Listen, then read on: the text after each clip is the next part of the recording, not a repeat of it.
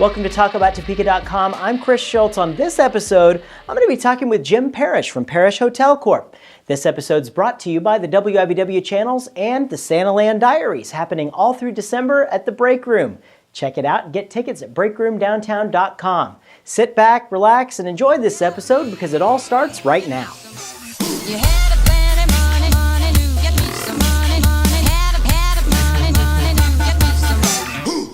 Well, we're here in the studio here today with a name that you can not go anywhere around Topeka without hearing. I'm here with Jim Parrish, Parrish Hotel Corp. How you doing, Jim? Hey, Chris, good. Thanks for joining us. I really bet. appreciate that. You know, you can't really go anywhere without hearing your name around town, it hasn't come easy. It's been quite a trip to get there. Tell us a little bit about the things that you do here in Topeka. Well, primarily my interest is in Parrish Hotel Corporation, which is a hotel company that owns and manages hotels in Topeka and the region. We are a new startup company of about 10 years of age. Before that time, I was a practicing attorney and had a law practice and served in various roles as the Securities Commissioner for Kansas for a time. And I worked for Parrish Hotel Corporation for a time back over the years. But most recently, the emphasis has been on the hotel business, and it goes hand in glove with Parrish Management Corporation's primary role. And Parrish Management Corporation has been around since 1985, managing properties, rental properties, single-family houses and apartment houses, some older, some newer properties.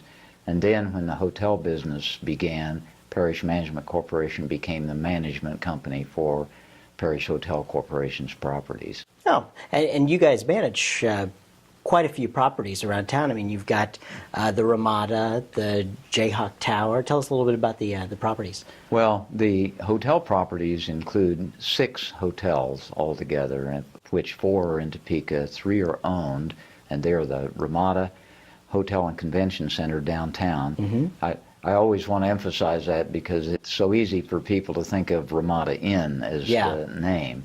The company really changed that, and they're trying to drop the word Ramada in the franchise company.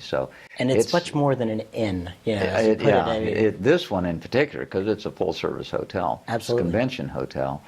And then there's the Holiday Inn Holidome, which has been a Holidome and since the dome was built in the mid-70s, but has been a Holiday Inn since 1965. Oh. That hotel will be going out of the system soon, and it will become something else, and we're working on what that something else will be. Oh, wow. Because Holiday Inn has gone a different direction and are not relicensing holidomes. But it's a wonderful property. It's a 197-room property, and it is also a full-service hotel. Mm-hmm. Then the Holiday Inn Express is an 81-room property. It's relatively new. It was built in 1999, and we've just relicensed it for another 12-year period with Intercontinental Hotels Group, which is the Holiday Inn owner. Sure. And that's going through a big renovation right now. We're almost finished. And then we manage the Senate Suites for Judy Rowe, who's the owner. Okay. And we have a Holiday Inn Express in Concordia, Kansas, that we own. Wow. And we have a Comfort Inn and Suites that we manage in Kansas City and Wyandotte County area, out near the woodlands there. Oh, wow. Yeah, that's quite a list of properties there. So those are the hotel properties. And then the Jayhawk Tower, I've been involved with the Jayhawk Tower since 1985. Mm-hmm. Became an owner in 1990 and have been working to improve and complete the renovation of it. When I took it over, it was only partially renovated, mm-hmm. and we finished that. Along with that property, we also acquired the old Elks Club building, which is the headquarters for the Kansas Highway Patrol and has been since 1982. It's right across the street. Right across the street. Yeah. So we have that and some parking facilities there as well. Sure. Those are the primary properties. There are some other smaller properties, but those are the primary properties that we deal with through Parrish Management Corporation. Well, and I want to go to the Ramada, because that is one that has been around for a long time. You know, people in Topeka are very familiar with the Ramada. And when you guys purchased the Ramada, it needed a lot of TLC, and you guys have definitely been putting that in there. Tell us a little bit about the path that you've been on with that. That, Chris, was a rather major project, the scope of which we did not appreciate fully when I took that on. Sure. In fact, we thought perhaps we would just tear some of it down and have a small hotel there, and then we looked at the structure, and it's so well built, it was so well constructed, that tearing it down just was not feasible, and not even desirable, considering the potential it had. Yeah. So we took one wing of hotel rooms that consisted of 99 rooms and created 57 apartment units. And that provides a rather steady stream of income to help combat the ups and downs of the hotel business, which Sure. is busier sometimes of the year than others. We found that there was a tremendous need for banquet and meeting space that was not met in Topeka, and when we let the public know that this was available, and we cleaned it up and fixed it up and remodeled it so that it would be pleasant and acceptable for the public, then it's just been almost busy every day since. Sure. So that's gratifying. Sure.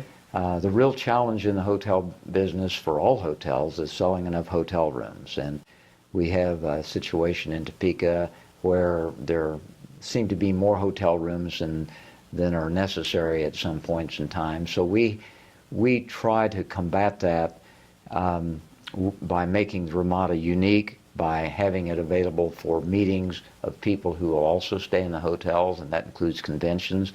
So it becomes a real benefit for convention planners to know that they've got hotel rooms that are of good quality as well. It currently has 256 hotel rooms. Wow. We're looking at converting some of those to apartments as well, maybe reduce the number to 213. It would still be a very large hotel, but we're finding that the need for apartments is great enough that move may be a practical move to make, and that's something we're looking at. Sure. But it's been busy. It seems to be busy every day with customers in meetings or in dinners or banquets or whatever, and so I'm really gratified that that's the case. It still has a lot of growth potential, and it's going to need to grow in order Sure. to be economically viable. Well, and Because you were best in chain for 2 years in a row. Yes. I mean, I think that's, to say where it came from when you guys picked up the property and to where it is now, it's an outrageously wonderful task that you guys have pulled off there. So yeah, and I think we thank you in Topeka at least for doing that, because we needed the property. You're locally Topeka here, and it's not a some national chain that is doing that. You're a chain, but you're locally owned chain here. Well, we're very hands-on and very local. That's maybe a distinction that we have with some of the other properties that, in town. And well, and speaking of being local and some of the things you guys do, I know you're a big player in the Kansas Bowl, which just recently happened. Tell us a little bit about that. Well, that was very exciting. The Topeka Public Schools launched the Kansas Bowl 4 years ago, and had 3 successful Kansas Bowls, but not successful to the point that sponsors and advertisers were willing to come back, because what we learned was, even though it's a great event, it isn't and hasn't been a great event in terms of bringing a lot of people to town. So we looked at that to see how we could continue that tradition, short tradition as it was, and still make it economically viable. Sure. So this year we incorporated the Junior Kansas Bowl, which brought youth football players to town to play in a tournament, the last of the year tournament for most of them, here in Topeka. And we did bring 13 teams in and had a Junior Kansas Bowl. And we had a really great experience where the kids that came to the Junior Kansas Bowl were able to have a pizza party and a time to relate to the college students that were here on the college teams. Yeah. And that was very successful. And I think it will cause the Junior Kansas Bowl to get a good reputation And the two together, I believe, can continue year after year. We're still looking at the numbers to see how we did, but Mother Nature cooperated. The weather was great. We had the greatest crowd of all 4 years, with over 5,000 people based on our preliminary counts that we know were there. Wow. Based on tickets that were sold. And a lot of public support too in the other events. We had a barbecue contest that we launched in connection with that. It's a little late in the barbecue contest season, but here again, the Thanksgiving weekend, we capped their season with this contest and had a lot of participants. And because it was successful, we hope to have even more next time. So with the Kansas Bowl, which involves Division II college players coming here to play in a bowl game, which is very exciting for them, sure. and very positive for Topeka in terms of its reputation throughout the region, because these teams come from this year. They came from Emporia, which is fairly local, which was a very good thing for Topeka because we have a lot of Emporia State alums here. Sure. But also South Texas, which is a long drive and a long reach to bring a team in here. Sure. Help extending the reputation of the Kansas Bowl. But in years past, they've been from Missouri, from Nebraska, from Texas. So we think that's good. But in order to sustain it, if we can have teams come to Topeka to play in the Junior Kansas Bowl, that brings teams from Oklahoma and Nebraska and Colorado and Missouri. This year we had Missouri, we had Kansas City and Colorado as our traveling teams for the Junior Kansas Bowl, and almost had some teams from Oklahoma. So we think that will make the Kansas Bowl viable for years to come, or we're hoping that it and will. also for economic impact for the city. I mean, you're putting heads on beds here. Yes, it is. And it's bringing the dollars in to support the restaurants, the shopping, and the people that are going to these things. These are the types of things we need to be supporting and rallying behind here in Topeka, and to do. We really do need to have a better understanding of how important it is to put people in the hotels here, because not only do they support the hotels, but they support the filling stations, the mall, the retail shops, the shops downtown, the restaurants all over town get a boost from these dollars. And that, of course, helps the government as well, because not only is there bed tax dollars that comes in from the heads on beds, but lots of sales tax dollars that comes in as well. Absolutely. From people from out of town. Yeah, yeah. And we talk about, some of the things that we've talked about on our show before is the downtown project and things going on here, and the people who visit from outside of the area. How likely are those people to come into downtown, and what kind of a downtown do we need to have to facilitate positive growth with things like that? A strong, vibrant downtown is critical to our community, and for reasons that are sometimes hard to identify, but it seems that the successful communities that we have seen and visited through the Chamber of Commerce Intercity Visit Program have launched their success based on a strong downtown. They have revitalized their downtowns and have attracted people to downtowns and businesses that wouldn't otherwise be in their communities, but they've also given their communities a true sense of identity. Because that downtown is strong, the other parts of the community are strong as well. And there is more a sense of community throughout the entire city that we visit. And we believe that's true here.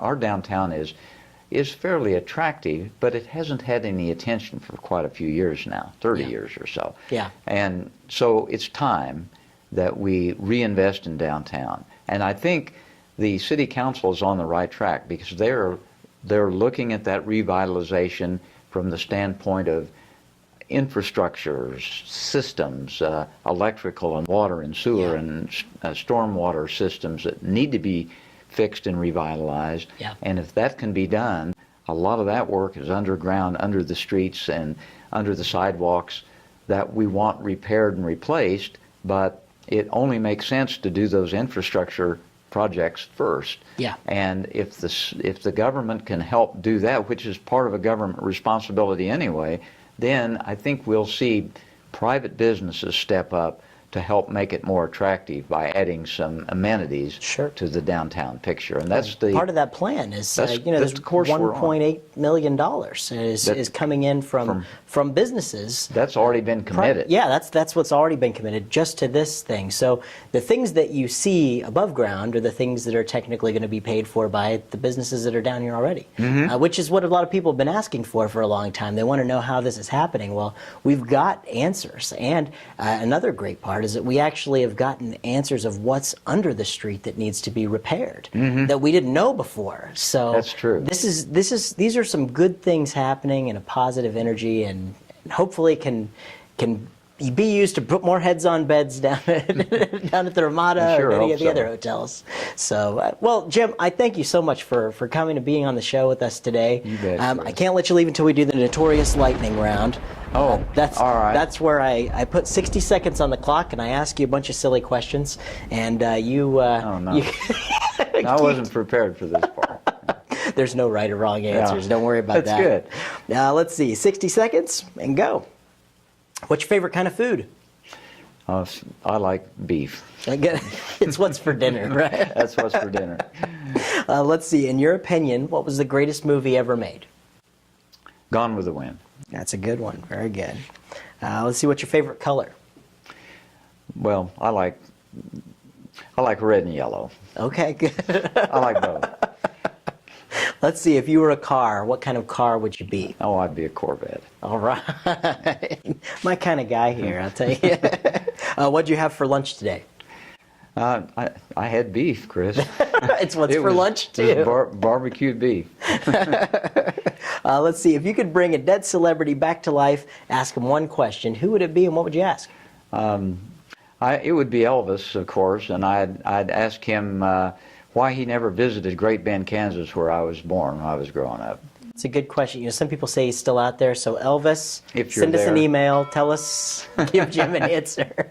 And one more question. Our time's up. But what's your favorite television show to watch every Tuesday night at 9:30 on my TV?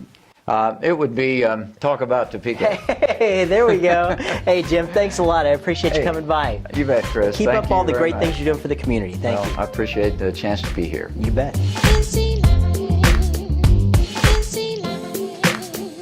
Thanks for tuning in to this episode of TalkAboutTopeka.com. I'm Chris Schultz. If you enjoyed what you saw here, you can help our guests by sharing our links with your friends. You can also find out everything that's going on with us by following us on our website at TalkAboutTopeka.com. You can also be sure to like us on Facebook, you can follow us on Twitter, or you can send us a message on Gmail. Thanks so much for tuning in.